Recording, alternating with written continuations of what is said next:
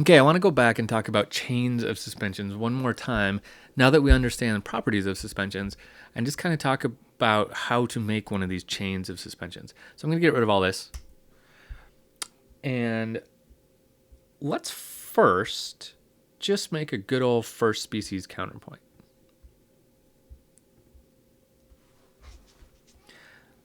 So let's go really high to get this started, and let's just go stepwise down.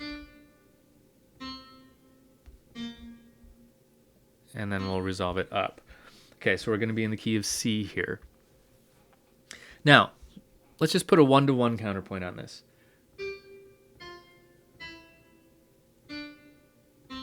Okay, what have I got?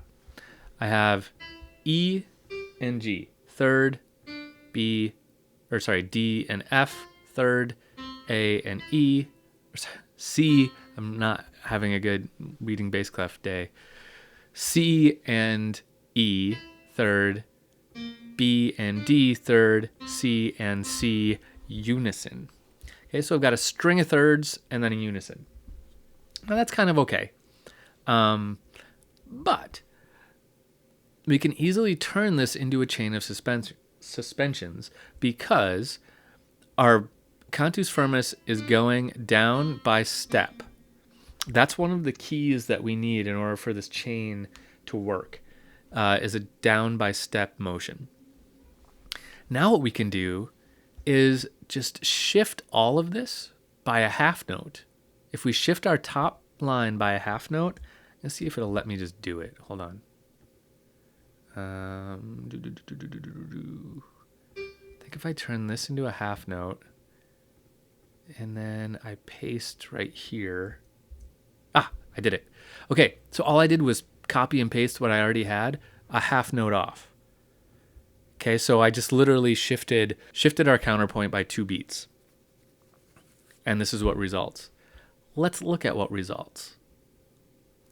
Let's look at our numbers. So here we have a third still, E to G. And then here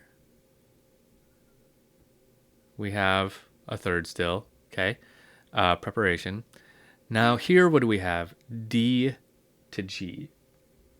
We have a fourth, okay, and then we get down to our intended third, and now here we have a fourth, and now here we have a third, here we have a fourth,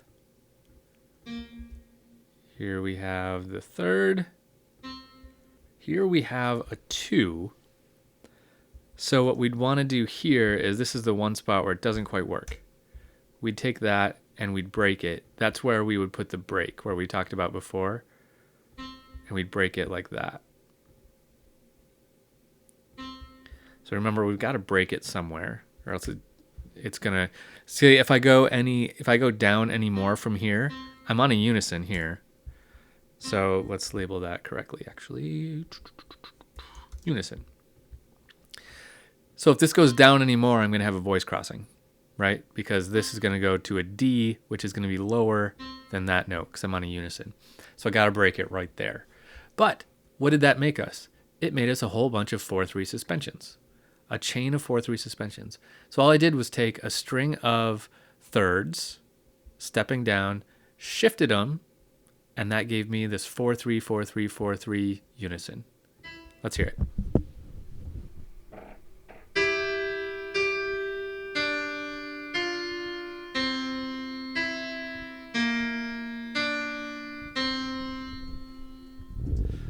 Right?